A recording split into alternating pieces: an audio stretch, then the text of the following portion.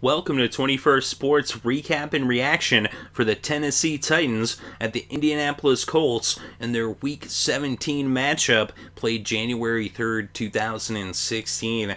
And the Colts entered the day with playoff hopes on life support as they needed to win. They also needed the Texans to lose, and they also needed 7 other teams to lose in terms of they had to have those 7 games go their way, and they needed basically teams that they had beat to win so they could get the tiebreakers for the most part. And there was so many, it was just like ridiculous. But anyway, we're going to go over the scores and the stats in this game and give our breakdown and analysis. And to start things off in the first quarter, with about 9 minutes still left in the first, Adam Vinatieri hit a 49-yard field goal to put the Colts up 3-0. Then with about 2.5 minutes still left in the first, Zach Mettenberger scored on a 5-yard touchdown run. Ryan Suckup added the extra point, and now the Titans were in the lead 7-3. Then with less than half a minute left in the first, Josh Freeman hit Kobe Fleener for a 57-yard touchdown. Adam Vinatieri added the extra point, and the Colts were back up by 3. Now with the score, Indianapolis 10, Tennessee 7. So that was the score after 1. Then in the second quarter, with 10.5 left before halftime, David Cobb scored on a 1-yard touchdown run. Suckup added the extra point, and now Tennessee was back up by 4 once again, this time with the score 14-10. Then with 6.5 minutes left in the second, Adam Vinatieri, the future Hall of Famer, hit a 52-yard field goal, and now it was a 1-point game with the Titans still up 14-13. Then with less than half a minute left in the first half, now with Ryan Lindley under center, as he had come into the game for the Colts to run their 2-minute offense. Well, he hits Andre Johnson for an 18-yard touchdown with just seconds on the clock in the first half.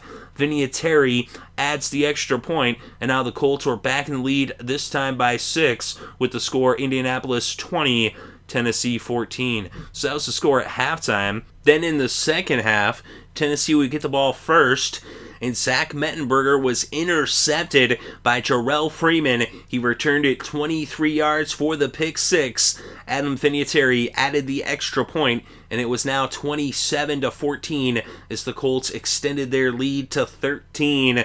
With still over 14 minutes left in the third quarter, less than a minute into the second half. And that would do it for Mettenberger, as Tanney would come into the game for Tennessee, and Freeman was back under center for the Colts, as Lindley had just come in for the final 2 minutes of the first half.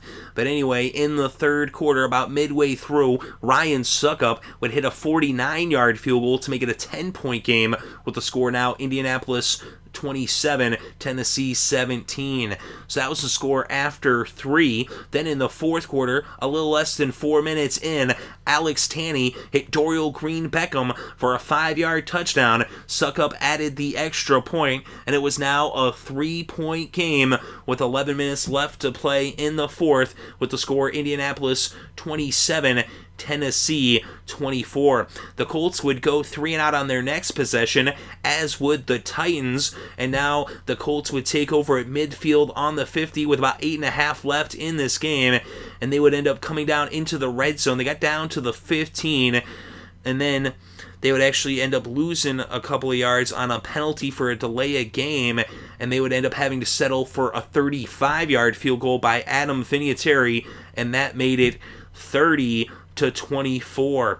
So 30-24 with 2.5 left to play. The Colts up by 6, and now the Titans would take over on their own 20 after the touchback on the kickoff, with a chance to win this game with a touchdown, the extra point, and they would bring this game to the 2-minute warning, as they would end up with a 3rd and 13 coming out of the 2-minute warning from their own 17. And Tanney went to the tight end Delanie Walker. He picked up 29 yards and a first down at the Tennessee 46. And they would then be faced with a 3rd and 7 from their own 49. And Tanney was sacked by Jerrell Freeman. Freeman, who had scored earlier on the pick 6 on the first possession of the second half. Here he comes up with the huge sack to force a 4th and 21 from the Tennessee 35 as the Titans burn their final timeout, and on 4th down, forced to go for it, an incomplete pass would turn the ball over on downs, and all that was left to do was for Josh Freeman to take 3 knees in the victory formation as the Colts win this game 30-24.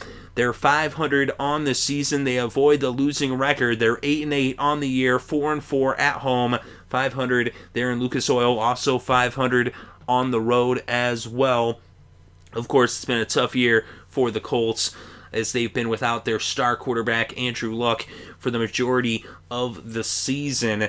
But they get the win here, and with the loss for Tennessee, 3-13 rather, 2-6 on the road, but that secures them the number 1 draft pick. So the Titans are going to get the number 1 overall draft pick, and I believe that's the first time since the 70s when they were the Oilers in Houston, back when they picked Heisman winner Earl Campbell, who had won the Heisman twice. So Tennessee's going to get that number 1 pick once again. It'll be interesting to see what do they do with that pick. And the Colts, it'll be interesting to see what do they do with their coach situation. Pagano has never had a losing season there with the Colts, so it'll be interesting to see what happens there. But the Colts missed the playoffs. They did handle business on their end, but their fate was not in their own hands. They win their game, but the Texans won their game, and actually, before either of those games had even finished, the fact that the Saints beat the Falcons actually secured the AFC South title for the Texans. However that works out, but that's just because of tiebreakers that's how that ended up happening. Is there was also, as I said at the top of this, 7 teams had to lose in the correct fashion for the Colts to go on to the playoffs. So it was about as long of a shot as possible, but it was mathematically probable, although very nearly improbable. But the Colts go on to win the game, and they do it with a couple of new quarterbacks under center. First with Josh Freeman running things for the most part, but they had Lindley come in to do the 2-minute offense, and he did get a touchdown. But Freeman was 15 for 28, 149 passing yards, 1 touchdown, 1 interception. He also had 24 yards off of 8 carries, and Lindley was 6 for 10, 58 passing yards, and a touchdown. That throw that he made to Andre Johnson. But Frank Gore had 19 carries for 76 yards in this game, and Kobe Fleener 7 receptions for 88 yards and a touchdown. Andre Johnson 4 catches for 46 yards and a touchdown. T.Y. Hilton 4 catches for 44 yards. And for the Titans, Zach Mettenberger was 5 for 13, 38 passing yards before throwing that interception that went the other way for 6. And that's when Tanney came into the game. He went 10 for 14, 99 passing yards and a touchdown. Cobb had 19 carries for 73 yards and a touchdown. And Delaney Walker had 9 catches for 94 yards. He also had 1 rush for 36 yards, as he had 130 total yards on the game. And Dorial Green-Beckham 2 catches for 21 yards, including a touchdown. Look at the kickers in this game. Future Hall of Famer Adam Vinatieri was perfect, 3 for 3 on the field goals, 3 for 3 on the extra points. Ryan Succop was also perfect, 1 for 1 on the field goals, 3 for 3 on the extra points. We look at the defense for the Colts. Jerrell Freeman had a monster game, 2 sacks and a pick 6, as he had the game's only interception for the Colts. On the other side, Searcy had an interception for the Titans. But for the Colts, Langford also had a sack, as did McGill. And for the Titans, Bass had a sack to go along with that interception by Searcy. We look at the team stats: 20 first downs for the Colts, 14 first downs for the Titans. And on third down, Indianapolis was 7 of 17, 41% conversion rate. And for Tennessee, 4 for 14, 28% conversion rate. They went for it twice on fourth down. They converted 1, turned the ball over on downs once, as they had 50% on fourth down. But total net yards, 327 for Indianapolis, 231 for Tennessee.